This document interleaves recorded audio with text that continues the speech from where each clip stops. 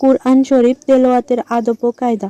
আল্লাহ তাআলা বলেন, পবিত্র লোকগণ ছাড়া কোরআন শরীফ অপবিত্র লোকগণ ছুঁতেও পারবে না। সূরা ওয়াকিয়া আয়াত নং ৭৯। তাই শরীর পাক ও পবিত্র কাপড় পরা ব্যক্তি অজু করে কোরআন পড়বে। শরীর ও কাপড় পাক না থাকলে বিনা অজুতে কোরআন পড়া যাবে, কিন্তু যৌন মিলনে নাপাক ব্যক্তি এবং হাইজ ওয়ালি নারীর কোরআন ছোঁয়া হারাম এবং পড়াও আপত্তিকর। ওইরূপ নাপাক ব্যক্তির কোরআনে চোখ রাখা এবং মনে মনে আয়াতকে ভাবা বৈধ হয়েছে।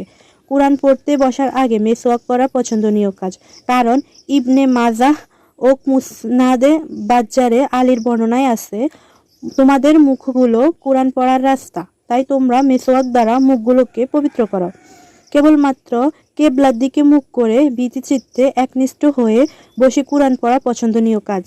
কোরআন পড়া শুরু করার আগে আল্লাহর কাছে আশ্রয় কামনা করা সুন্নাত, কারণ আল্লাহ তাআলা বলেন, যখন তুমি কোরআন পড়বে তখন তুমি বিতাড়িত শয়তান থেকে আল্লাহর কাছে আশ্রয় কামনা করবে। সূরা নাহল আয়াত নং ৯৮। এই আশ্রয় কামনার পছন্দনীয় শব্দ হচ্ছে আউযু বিল্লাহি মিনাশ শাইতানির রাজিম, অর্থাৎ আমি বিতাড়িত শয়তান থেকে আল্লাহর আশ্রয় কামনা করছি। আবু হুরায়রা থেকে বর্ণিত হয়েছে, নবী সাল্লাল্লাহু আলাইহি সাল্লাম প্রত্যেক কাজ যা বিসমিল্লাহির রহমানির রহিম দ্বারা শুরু করা না হয় তা লেজ কাটা কাজ। কুরআন পড়া যেহেতু গুরুত্বপূর্ণ কাজ, সেহেতু শুরুতে আউযুবিল্লাহ পাঠের পর বিসমিল্লাহ পড়া উচিত।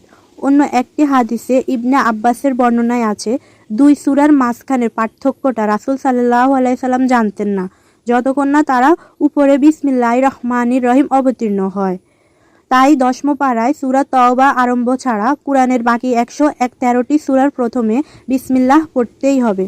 ওই সূরাগুলোর শুরু ছাড়া অন্য আয়াত পড়া আরম্ভে আউযুবিল্লাহ পড়া অপরিহার্য। তারপরে বিসমিল্লাহ পড়া বরকত পাবার কারণ, ফলে এই বিসমিল্লাহ পড়া মুস্তাহাব তথা পছন্দনীয় ও উত্তম কাজ। আল্লাহ তাআলা বলেন, আর তুমি কোরআনটা পড়ো ধীরে ধীরে স্পষ্টভাবে।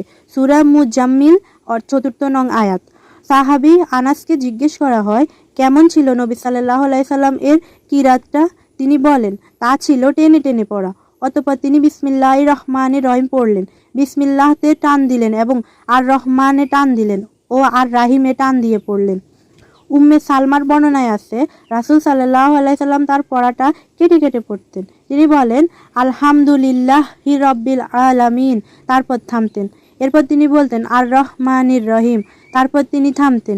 মিশকাত শরীফের ১৯১ পৃষ্ঠা। তাই কুরআন পাঠের সময় প্রত্যেক আয়াতে দম ছেড়ে দিতে হবে, আর প্রত্যেকটা হরফ ভালোভাবে স্পষ্টভাবে উচ্চারণ করে পড়তে হবে। তাড়াহুড়া না করে ধীরে ধীরে পড়লে চিন্তা ভাবনার অবকাশ পাওয়া যায়। তাই আল্লাহ তাআলা বলেন, তারা কি কুরআন নিয়ে চিন্তা ভাবনা করে না, নাকি তাদের অন্তরগুলোতে তালা মারা আছে? সূরা মুহাম্মদ আয়াত নং ২৪। এজন্য জুনদব ইবনে আব্দুল্লাহর বর্ণনায় রাসূল সাল্লাল্লাহু আলাইহি সাল্লাম বলেন, তোমরা ততক্ষণ কুরআন পড়ো যতক্ষণ তোমাদের অন্তরগুলো এত একাগ্রচিত্ত একনিষ্ঠ থাকে, আর তোমরা যখন বিক্ষিপ্ত মন হবে তখন তোমরা পড়া ছেড়ে দেবে। এই কুরআন পড়াটা ভালো সরে হলে খুব ভালো হয়। আবু হুরায়রা রাদিয়াল্লাহু সাল্লাম হতে বর্ণনা হয়েছে, রাসূল সাল্লাল্লাহু আলাইহি সাল্লাম বলেন, আল্লাহ কোন জিনিসের অনুমতি দেননি, কেবল তিনি তার নবীর জন্য ভালো সুরে কোরআন পড়ার অনুমতি দিয়েছেন, যা দ্বারা তা উচ্চ সুরে পড়া যায়।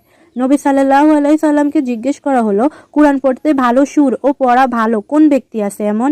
তিনি বললেন, যাকে তুমি পড়তে শুনে তোমার মনে হবে সে আল্লাহকে ভয় করে। হুযায়ফা রাদিয়াল্লাহু সাল্লাম থেকে বর্ণিত হয়েছে, রাসূল সাল্লাল্লাহু আলাইহি সাল্লাম বলেন, তোমরা আরবের ঢঙে ও তাদের সুরে কোরআন পড়ো, আর তোমরা প্রেমিকদের ঢং থেকে এবং দুটি গ্রন্থধারী ইহুদি ও খ্রিস্টানদের ঢং থেকে বেঁচে থাকো, কারণ আমার পরে একটি সম্প্রদায় আসবে যারা গানের ও কাঁদনের ঢঙের গলায় কাঁপিয়ে কাঁপিয়ে কোরআন পড়বে। তাদের কণ্ঠনালীর নিচে ওই পড়াটা নামবে না। লোক দেখানো দুনিয়ায় প্রেমে তাদের অন্তরগুলো পেশে থাকবে। লোকেরা তাদের পড়াটাকে ভালো বলবে এবং তাদের তেলাওয়াতটা তারা শুনতে থাকবে। আল্লাহ আমাদের সকলকে সহিহ বুঝ দান করুক, আমিন।